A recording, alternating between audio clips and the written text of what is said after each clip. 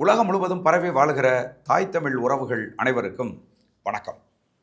இன்னைக்கு நம்முடைய சோழன் சொல்வீச்சு வலையொலியில் நேற்று ஜனவரி 1ஆம் தேதி வெளியாக இருந்த சல்லியர்கள் திரைப்படம் ஏன் வெளியாகவில்லை என்பது குறித்து பேச இருக்கிறோம்.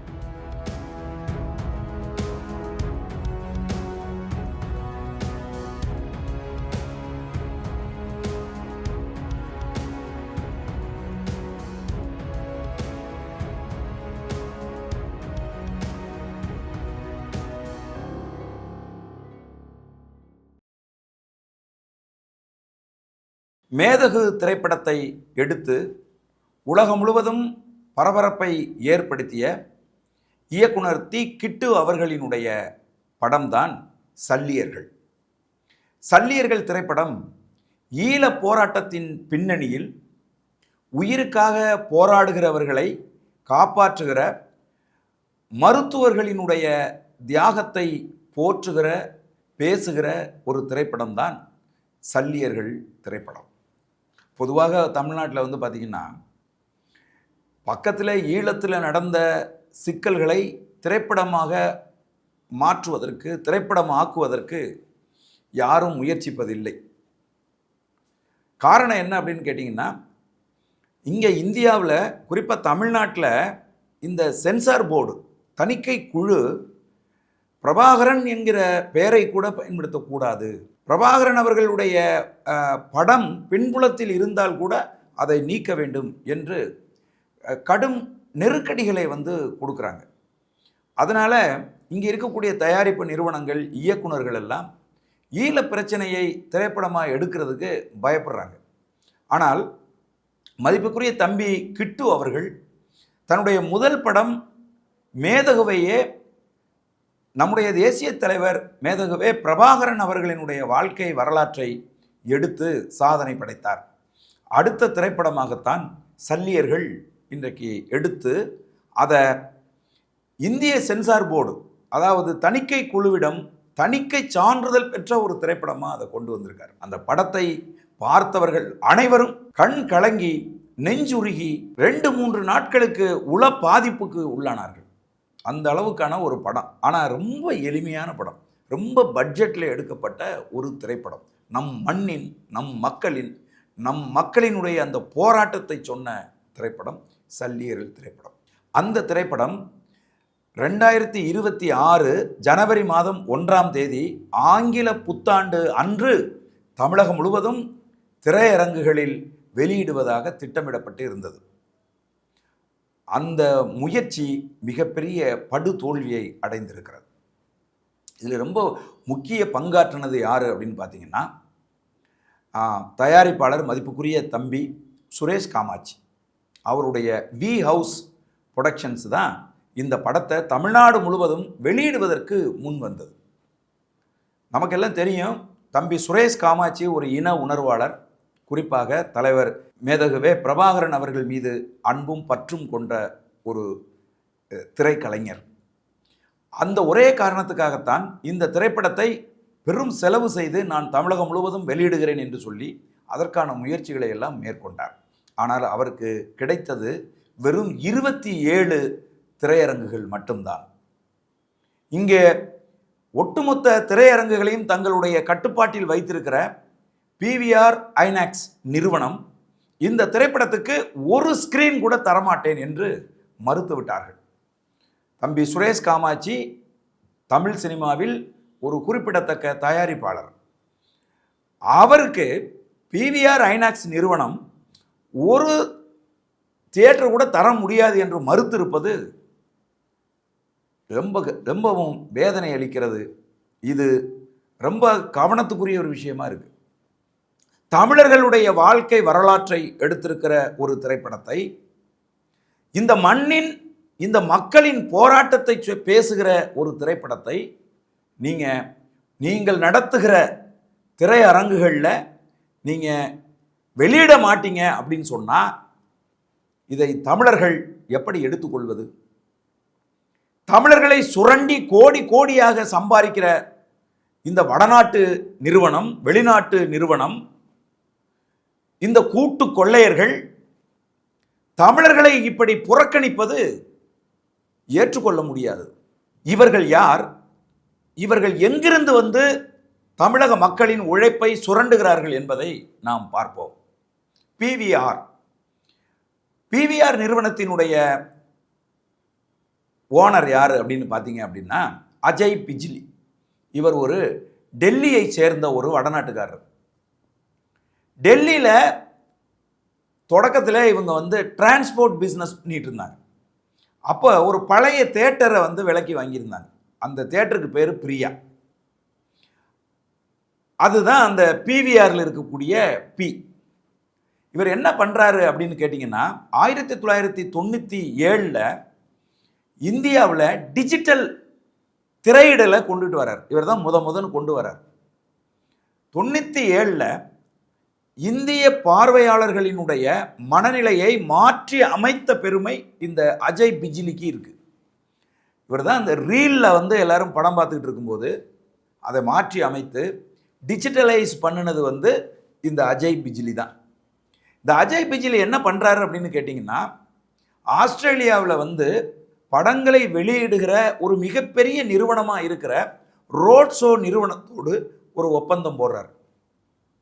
ஒப்பந்தம் போட்டு இந்தியாவில் எல்லா மாநிலங்களிலும் ஒரு மிகப்பெரிய இன்வெஸ்ட்மெண்ட் பண்ணி திரையரங்குகளை மாற்றி அமைப்பது அப்படிங்கிற ஒரு முடிவுக்கு வர்றாங்க. அதாவது மல்டிபிள் காம்ப்ளெக்ஸ், இந்த ஒரே பில்டிங்கில் 2-3 தியேட்டர் இருக்கும் அப்படிங்கிற அந்த கான்செப்டை கொண்டு வந்ததே இந்த அஜய் பிஜ்லி தான்.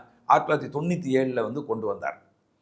அப்போது ஆஸ்திரேலியாவில் இருக்கிற வில்லேஜ் ரோட் ஷோ நிறுவனமும் இந்த அஜய் பிஜ்லியும் இணைந்து தான் இந்த பிவிஆர் என்கிற கான்செப்டை உருவாக்குறாங்க. மல்டிபிள் காம்ப்ளெக்ஸ், ஒரே பில்டிங்கில் நிறைய திரைகள் இருக்கும். இப்போ உதாரணத்துக்கு சொல்லணும்னா நம்ம மாயாஜால் எடுத்துக்கிட்டீங்க அப்படின்னு சொன்னால் ஒரு 20 திரைகள் இருக்கும். ஒரே நேரத்தில் 20 ஷோ ஓடும். திரை 1, அதாவது ஸ்க்ரீன் 1, ஸ்க்ரீன் 2, ஸ்க்ரீன் 3 அப்படி வந்து இருக்கும். இந்த கான்செப்டை கொண்டு வந்தவன் தான் இந்த அஜய் பிஜ்லி. சரி, பிவிஆர்னா என்ன அப்படின்னா பி என்பது பிரியா, வி அப்படின்னா வில்லேஜ், ஆர் வந்து ரோட் ஷோ. அந்த ஆஸ்திரேலிய நிறுவனமும் இந்த அஜய் பிஜ்லியும் இணைந்து உருவாக்குனது தான் பிவிஆர். அந்த Priya village road show, right. இந்த நிறுவனம் தமிழ்நாட்டில் மட்டும் இல்லை, இந்தியா முழுதும் இருக்கிற எல்லா நகரங்கள்லையும் ஒவ்வொரு திரையரங்கையும் இடிச்சிட்டு இன்வெஸ்ட்மெண்ட் பண்ணி அல்லது புதுசாக திரையரங்குகள் கட்டி அந்த திரையரங்குகள் எல்லாம் இவர்கள் கட்டுப்பாட்டில் வச்சுருக்காங்க.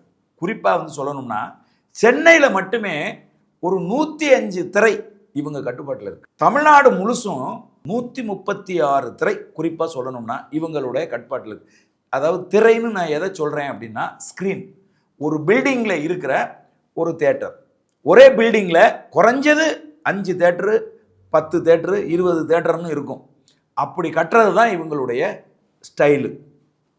இந்த நிறுவனம் வந்து அடுத்து என்ன செய்கிறாங்க அப்படின்னு கேட்டிங்கன்னா ஐநாக்ஸ் அப்படின்னு ஒரு நிறுவனம். அது வந்து பவன் ஜெயின் அப்படின்னு ஒரு ஆள் உருவாக்கின ஒரு நிறுவனம்.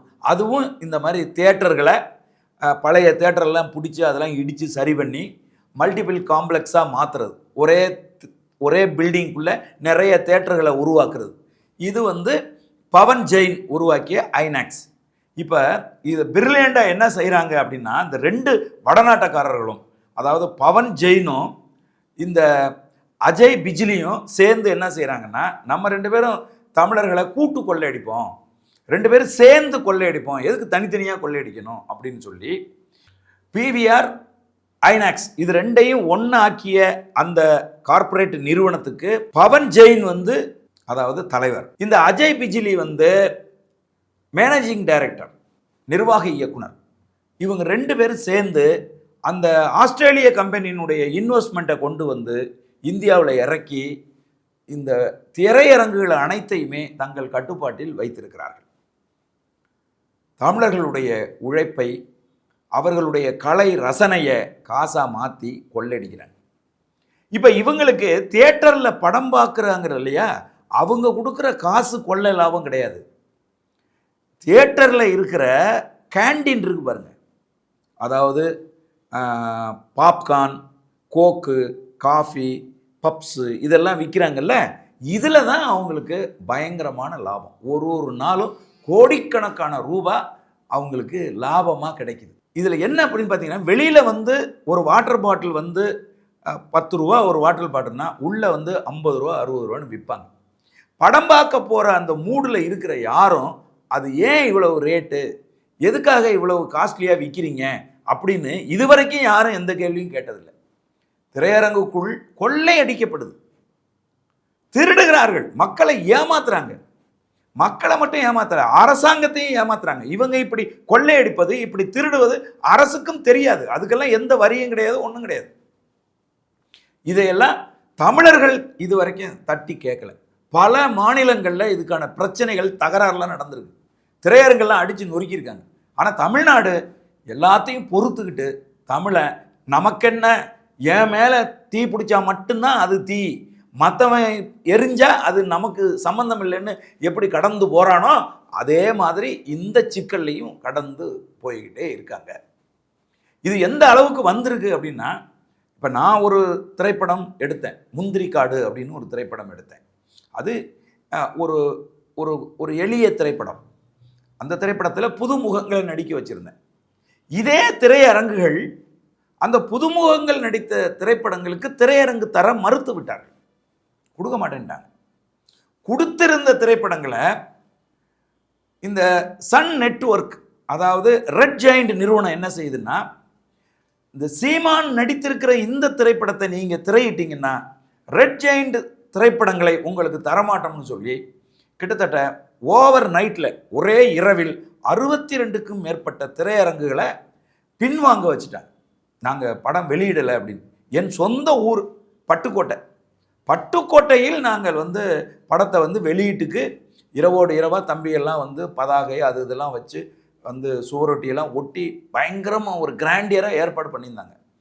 அந்த திரையரங்கை கூப்பிட்டு மிரட்டி அவங்க வந்து ராத்திரியாக காவல்துறையினரை வைத்து அங்கே வச்சிருந்த பதாகைகளை எல்லாம் அகற்றி படம் ரிலீஸ் இல்லைன்னு சொல்லிட்டாங்க.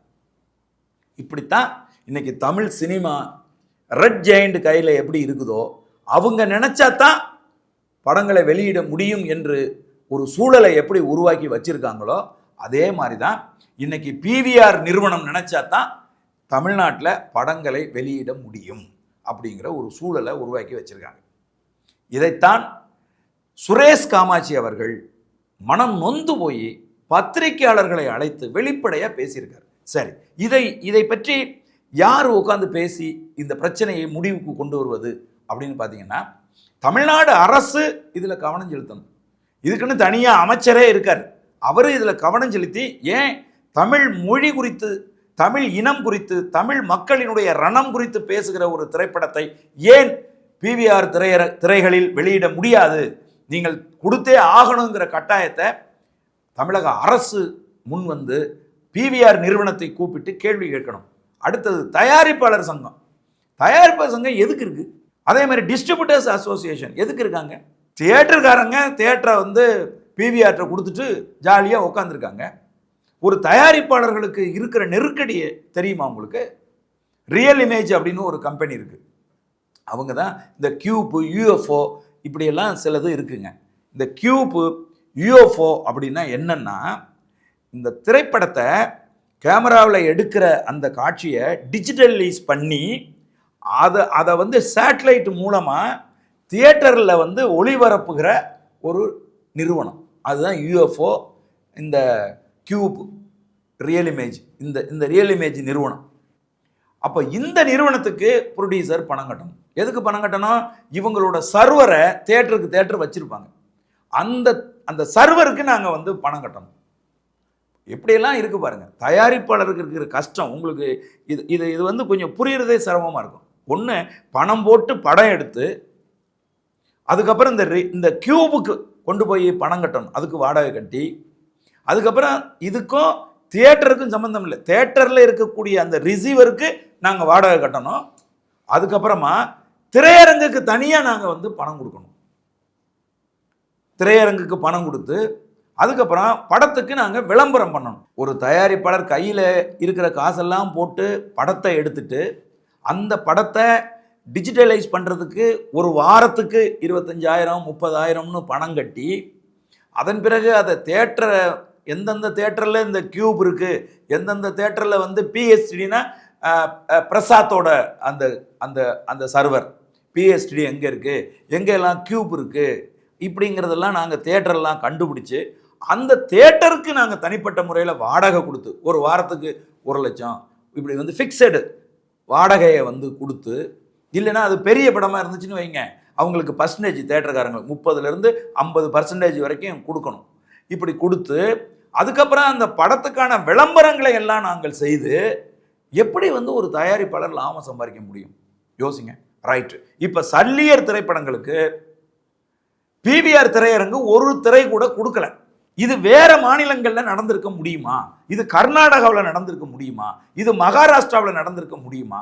மகாராஷ்டிராவில எல்லாம் அடிச்சு தியேட்டர்லாம் நொறுக்கி விட்டாங்க. நொறுக்கி அரசாங்கம் தலையிட்டு பஞ்சாயத்துக்கு கூப்பிட்டு, அதாவது ராஜ் தாக்கரே என்ன பண்ணார்னா, என்னடா தியேட்டர்ல எல்லாம் எந்த பக்கம் பார்த்தாலும் வந்து இந்தி படமும் இங்கிலீஷ் படமும் தான் ஓடுது, மராட்டி படங்கள் தியேட்டரில் ஓடுறதே இல்லை, மராட்டி படங்களுக்கு இதே மாதிரி திரையரங்குகள் தர மறுத்தார்கள். அப்போ ராஜ் தாக்கரே களத்தில் இறங்கி திரையரங்கெல்லாம் எந்தெந்த தேட்டர்லாம் இந்தி படம் இங்கிலீஷ் படம் ஓடுதோ அந்த தேட்டர்லாம் அடிச்சு நொறுக்கணும் உடனே அரசாங்கம் கூப்பிட்டு பேச்சுவார்த்தை நடத்தி, பேச்சுவார்த்தையில் என்ன முடிவு பண்ணாங்கன்னா, ஒரு மல்டிபிள் காம்ப்ளெக்ஸ் இருக்கு அப்படின்னு சொன்னா, 5 ஸ்கிரீன் இருக்கு அப்படின்னு சொன்னா, அதுல ஒரு ஸ்கிரீன்ல கம்பல்சரி மராட்டி படம் ஓடியே ஆகணும். என்ன பண்ணியோ ஏது பண்ணியோ தெரியாது, உன்னுடைய 5 ஸ்கிரீன்ல ஒரு ஸ்கிரீன்ல வந்து மராட்டி படம் ஓடியே ஆகணும். பார்க்கறான் பார்க்கல, மராட்டி படம் ஸ்கிரீன் இருக்கணும் அப்படின்னு ஒரு நிலையை உருவாக்குனாங்க மராட்டியத்தில். அதே மாதிரி தான் கர்நாடகாவிலாம் வந்து பார்த்தீங்க அப்படின்னா டப்பிங்கே பண்ண முடியாது எந்த திரைப்படத்தையும், நேரடி ரிலீஸ் தான். அதுலேயும் நேரடியாக ரிலீஸ் பண்ணுறதுல என்னாவது ஒரு சின்ன முரண்பாடு வந்தால் கூட தேட்டரை அடித்து நொறுக்குவான். புரியுதுங்களா? இப்படி இருக்கிற ஒரு சூழ்நிலையில் இன்னைக்கு சல்லியர்கள் என்கிற ஈழ போராட்டத்தின் பின்னணியில் ரத்தமும் சதையுமா போராளிகள், அடிபட்டு கிடக்கிற போராளிகளின் உயிரை காப்பாற்றுகிற மருத்துவர்களுடைய தியாகங்கள் குறித்த ஒரு திரைப்படத்தை நீங்க வெளியிட மாட்டேங்கிறீங்க, வெளியிட நாங்கள் வந்து மறுக்கிறோம் என்று சொன்னால் பிவிஆர் நிறுவனம் தமிழ்நாட்டில் இருக்கலாமா என்கிற கேள்வி இன்னைக்கு எழுது. தமிழ்நாட்டில் இருக்கக்கூடிய தமிழர்கள் இப்படி வடநாட்டுக்காரர்களை அனுமதித்து, வடநாட்டுக்காரர்கள் வந்து இங்க வந்து திரையரங்குகள் நடத்தி நம்மை கொள்ளையடிக்கிறார்கள் என்கிற உணர்வற்று நம்ம இன்னைக்கு வந்து நின்றுட்டு இருக்கிறோம். வந்து ஒரு பெரிய சூப்பர் ஸ்டார் படம் ரிலீஸ் ஆச்சுன்னா வசூலை சொல்றாங்க, எவ்வளவு சொல்றாங்க, 1000 கோடி 1200 கோடி ஒரே நாளில் 150 கோடி என்ன வசூலை சொல்றாங்க. யாருடைய பணம் இந்த பணம் எல்லாம், யாருடைய உழைப்பு அந்த உழைப்பெல்லாம் யோசிச்சு பாருங்க. இப்ப நான் சினிமாக்காரன், நான் சொல்றேன் உங்களுக்கு, தமிழ்நாட்டில் திரைப்படங்கள் எடுத்து அந்த திரைப்படங்களை நம்ம போய் 1க்கு 4 வந்து பணம் கொடுத்து திரையரங்குகளில் பார்க்குறோம்ல, அதனால தமிழ்நாட்டுக்கு எந்த பயனும் கிடையாது. அதிலிருந்து இவர்கள் சம்பாதிக்கிற, இவர்கள் கொள்ளையடிக்கிற அந்த பணம் இருக்கு பாருங்க, அந்த பணம் எல்லாம் யாருக்கு போகுதுன்னா எல்லாம் வடநாட்டுக்காரர்களுக்கு போகுது, எல்லாம் வெளிநாட்டில் வாழுகிற எவனே தெரியாத வில்லேஜ் ரோட் ஷோவுக்கு போகுது. ஆனால் அந்த நிறுவனம் என்ன செய்யுது அப்படின்னு கேட்டீங்கன்னா, தமிழர்களுடைய மண்ணின் மைந்தர்களுடைய திரைப்படத்தை, தமிழர்களுடைய வழியை சொல்லுகிற ஒரு திரைப்படத்தை நாங்கள் திரையிட முடியாது என்று சொல்லிவிட்டு இன்னைக்கு நிம்மதியா இருக்காங்க அப்படின்னு சொன்னா தமிழர்கள் விழிப்படையணும். இது ஒரு மிகப்பெரிய சேலஞ்ச் இன்னைக்கு தமிழ் மக்களுக்கு முன்னாடி. பிவிஆர் நிறுவனம் தமிழர்களின் முன்னாடி வந்து இன்னைக்கு நம்மளெல்லாம் நக்கல் அடிச்சுக்கிட்டு நையாண்டி அடிச்சுக்கிட்டு நிற்கிது. தமிழ்நாட்டில் பிவிஆர் நிறுவனத்தினுடைய திரையரங்குகளில் தமிழர்கள் சென்று படம் பார்க்க வேண்டுமா என்று நீங்க தான் வந்து யோசிக்கணும், நீங்க தான் முடிவு பண்ணணும். இளைய தலைமுறை பிள்ளைகள் இன்றைக்கு ஜென்சி பிள்ளைகள் என்று சொல்லுகிறார்கள், அவர்களெல்லாம் இன்றைக்கு நல்ல சிந்தனை உள்ள பிள்ளைகளாக இன்றைக்கு இருக்கிறார்கள். அவர்கள் இன்றைக்கு அரசியலுக்கு வந்து தமிழக அரசியலில் ஒரு பெரும் மாற்றத்தை ஏற்படுத்துகிற பிள்ளைகளாக அவர்கள் இருக்கிறார்கள். அந்த சென்சி பிள்ளைகள் தான் இன்னைக்கு தியேட்டர்ல போய் படம் பார்க்குறாங்க. உங்களை பார்த்து நான் சொல்றேன், பிவிஆர் நிறுவனம் தமிழர்களுடைய வாழ்க்கையை எடுத்த ஒரு திரைப்படத்தை, ஈழத்தமிழர்களினுடைய துயரத்தை சொல்லுகிற ஒரு திரைப்படத்தை வெளியிட இன்றைக்கு மறுத்து இருக்கிறது. அவர்களுக்கு என்ன தண்டனை நம்ம கொடுக்க போறோம் நீங்க யோசிங்க. தமிழ்நாட்டில் ஈழத்தமிழர் பிரச்சனை பற்றி பேசிட்டு இருக்கக்கூடிய இயக்கங்கள், அரசியல் கட்சிகள் எல்லாம் ஒருங்கிணைந்து இதற்கு ஒரு முடிவு கட்டலை அப்படின்னு சொன்னா பிவிஆர் நிறுவனம் நம்ம தலையில மிளகா அரைச்சிக்கிட்டு தான் போவோம். சிறிய படங்களுக்கான வெளியீடு குறித்து அரசாங்கம் சட்டத்திட்டங்களை கொண்டு வரணும். சிறிய படங்களின் வெளியீடு குறித்து தயாரிப்பாளர் சங்கம் ஒரு முடிவுக்கு வரணும். அதே மாதிரி விநியோகஸ்தர்கள் சங்கம் எல்லா மாவட்டத்திலையும் இருக்கு. நீங்க எதுக்கோ போராடுறீங்க. எத்தனை சின்ன திரைப்படங்கள் மிகப்பெரிய வெற்றி படங்களா மாறி இருக்கு. அப்போ சின்ன திரைப்படங்கள் வரல அப்படின்னு சொன்னா எப்படி புதிய கலைஞர்கள் வருவாங்க? தம்பி கிட்டு ஒரு புதிய கலைஞர், ஒரு மாற்று சிந்தனை கொண்டவர், தமிழ் இன உணர்வாளர். தமிழர்களுடைய வாழ்க்கையை, அவர்களுடைய அந்த கனவை, அவர்களுடைய வலியை, வேதனையை தான் நான் திரைப்படமாக செய்வேன் என்று அறிவித்துவிட்டு படம் எடுக்கிற ஒருத்தர் தான் தம்பி கிட்டு அவர்கள். அவரை தமிழ் கூறும் நல்லுலகு உயர்த்தி பிடிக்கணுமா இல்லையா? அதே போல் தூய தமிழ் சமூகத்தில் இருந்து இன்றைக்கு ஒரு மிகப்பெரிய தயாரிப்பாளராக தமிழ் சினிமாவில் இருப்பவர் தான் சுரேஷ் காமாட்சி.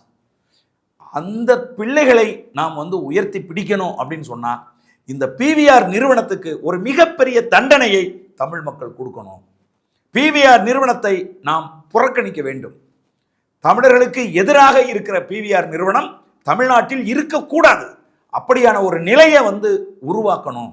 அதுதான் இந்த கார்ப்பரேட் நிறுவனங்களுக்கான மிகப்பெரிய பாடமா அமையும். இங்க மட்டும் இல்ல, மண்ணின் மைந்தர்களை நாம் புறக்கணித்தோம் அப்படின்னு சொன்னா, சிறிய படங்களை நாம் புறக்கணித்தோம் அப்படின்னு சொன்னா இந்தியா முழுவதும் திரையரங்கு நடத்த முடியாது என்கிற ஒரு அச்சத்தை தமிழ்நாட்டில் பிவிஆர் நிறுவனத்துக்கு ஏற்படுத்த வேண்டும் என்று உலகம் முழுவதும் வாழுகிற தமிழ் சொந்தங்களே, தமிழ் உறவுகளே, இன்றைக்கு பிவிஆர் நிறுவனம் சல்லியர்கள் திரைப்படத்தை புறக்கணித்ததால் மதிப்புக்குரிய தம்பி சுரேஷ் காமாட்சி அவர்கள் அந்த திரைப்படத்தை ஓடிடி பிளஸ் என்கிற ஓடிடி தளத்தில் வெளியிட இருக்கிறார். உண்மையாகவே நாம் இந்த பிவிஆர் நிறுவனத்தை தண்டிக்க வேண்டும், அவர்களுக்கு புத்தி புகட்ட வேண்டும், இந்த வடநாட்டுக்காரர்களை தமிழ்நாட்டில் இருந்து விரட்ட வேண்டும் என்கிற எண்ணம் உங்களுக்கு இருக்கு அப்படின்னு சொன்னா ஓடிடி பிளஸ் என்கிற ஓடிடி தளத்தில் வெளியாகிற சல்லியர்கள் திரைப்படத்தை பே ஃபார் வியூ, அதாவது பணம் ஒரு தடவை பார்க்கறதுக்கு பணம் கட்டி நீங்க பார்க்கலாம். அந்த பே ஃபார் வியூ சிஸ்டத்தின்படி இந்த திரைப்படத்தை நீங்கள் பார்த்து பிவிஆர் நிறுவனத்துக்கு நீங்கள் புத்தி புகுட்ட வேண்டும். சல்லியர்கள் திரைப்படத்தை ஒரு மிகப்பெரிய ஒரு வெற்றி திரைப்படமாக உலகம் முழுவதும் இருக்கக்கூடிய தமிழர்கள் மாற்ற வேண்டும்.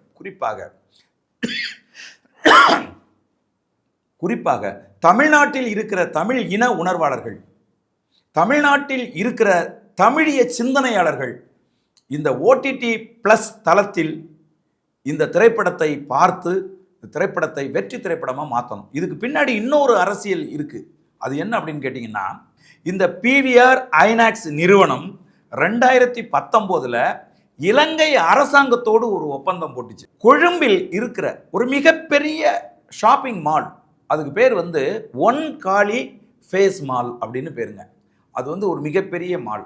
அந்த மால்ல இதே போல ஒரு 9 ஸ்கிரீன் இருக்கிற திரையரங்குகளை இவங்க உருவாக்குறாங்க. அதாவது ஐநாக்ஸ், பிவிஆர் ஐநாக்ஸ் அப்படிங்கிற பேரில் தான் அதை உருவாக்குறாங்க. உருவாக்கி இன்னைக்கு அது ஹிந்தி படங்களை, சிங்கள படங்களை வெளியிடுகிற ஒரு ஒரு திரையரங்கா அது இருக்கு. 9 ஸ்கிரீன் இருக்கு அந்த காம்ப்ளெக்ஸ்க்குள்ள. இதை நடத்துறது இதே பிவிஆர் ஐநாக்ஸ் நிறுவனம் தான். இதே அஜய் பிஜ்லியும் இந்த பவன் ஜெயின் தான் அதையும் நடத்துறாங்க.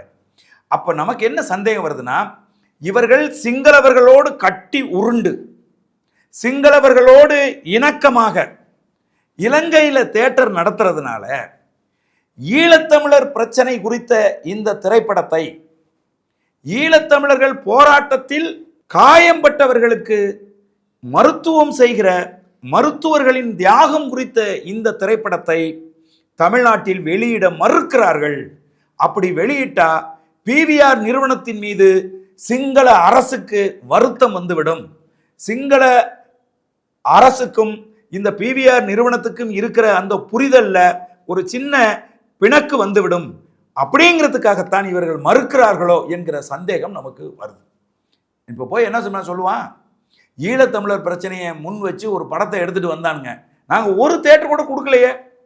அது எப்படி கொடுப்பான்? உங்களுக்கு எதிராக நடந்த போராட்டத்தில் முன் வச்சு எடுக்கப்பட்ட திரைப்படத்தை நாங்கள் எப்படிங்க ரிலீஸ் பண்ணுவோம்? ரிலீஸ் பண்ணல ஐயா அப்படின்னு சொல்லி இலங்கை அரசுகிட்ட அனுரகுமார் திசநாயக்க கிட்ட போய் இந்த பிவிஆர் நிறுவனம் சொல்லும். அப்ப அவன் என்ன நினைப்பா, ஆகா இன்னும் ஒரு 4 இடத்துல தேட்டர் கட்டிக்குங்க, எங்கெங்கெல்லாம் தேட்டர் கட்ட முடியுமோ எல்லா இடத்துலையும் நீங்க கட்டிக்குங்க அப்படின்னு சிங்களர்கள் சொல்லுவார்களா மாட்டார்களா? ஆக இதுக்குள்ள ஒரு மிகப்பெரிய இனப்பிரச்சனையை கொண்டு வந்து முடிச்சு போட்டு வைத்திருக்கிறார்கள். ஆகவே இலங்கையில் இருக்கிற அந்த பிசினஸ் பாதிக்கப்படக்கூடாது அப்படின்னு சொன்னா, இங்க பிவிஆர் திரையரங்கை நாங்கள் ஈழ பிரச்சனை குறித்த திரைப்படத்துக்கு நாங்கள் கொடுக்கல அப்படின்னு ஒரு வரலாற்றை ஏற்படுத்த வேண்டும் என்பதற்காகத்தான் இந்த கார்ப்பரேட் பிவிஆர் ஐநாக்ஸ் கார்ப்பரேட் நிறுவனம் இந்த வேலையை செய்திருக்கிறது என்பதை உலகம் முழுதும் இருக்கக்கூடிய தமிழர்கள் புரிந்து கொள்ள வேண்டும். ஆகவேதான் நான் சொல்றேன், இந்த ஓடிடி பிளஸ் தளத்தில் வரப்போற சல்லியர்கள் திரைப்படத்தை ஒரு மிகப்பெரிய வெற்றி திரைப்படமா மாற்றணும். இது சிங்களர்களுக்கும் வடநாட்டுக்காரர்களுக்கும் புத்தி புகுட்டுகிற ஒரு செயல்பாடு. இந்த இந்த இந்த இந்த வேலையை நம்ம செய்யலை அப்படின்னு சொன்னா தமிழ் சமூகத்தை அவர்கள் மதிக்க மாட்டார்கள். தமிழர்களுக்கு நம்ம என்ன செஞ்சாலும், அவன் மிதிச்சாலும் அடிச்சாலும் உதைச்சாலும் வாங்கிட்டு போவான், அவன் சொரணை இல்லாதவன் அப்படிங்கிற ஒரு முடிவுக்கு பிவிஆர் நிறுவனம் வந்துவிடும். பிவிஆர் நிறுவனம் சிங்கள பேரினவாதத்தோடு இணைந்து இந்த மறுப்பை செய்திருக்கிறது. ஈழத்தமிழர் பிரச்சனை குறித்த திரைப்படத்தை வெளியிட மறுத்து இருக்கிறது என்பதை உலகம் முழுதும் வாழுகிற தமிழர்கள் புரிந்து கொள்ள வேண்டும். குறிப்பாக தமிழ்நாட்டில் இருக்கக்கூடிய தமிழர்கள், இளம் தலைமுறை பிள்ளைகள் இதை புரிந்து கொள்ள வேண்டும். ஓடிடி பிளஸ் என்கிற ஓடிடி தளத்தில் வருகிற நம்முடைய சல்லியர்கள் திரைப்படத்தை வெற்றி திரைப்படமாக மாற்றுங்கள் என்று உங்கள் எல்லோரையும் வேண்டி விரும்பி கேட்டுக்கொள்கிறேன். நன்றி, வணக்கம்.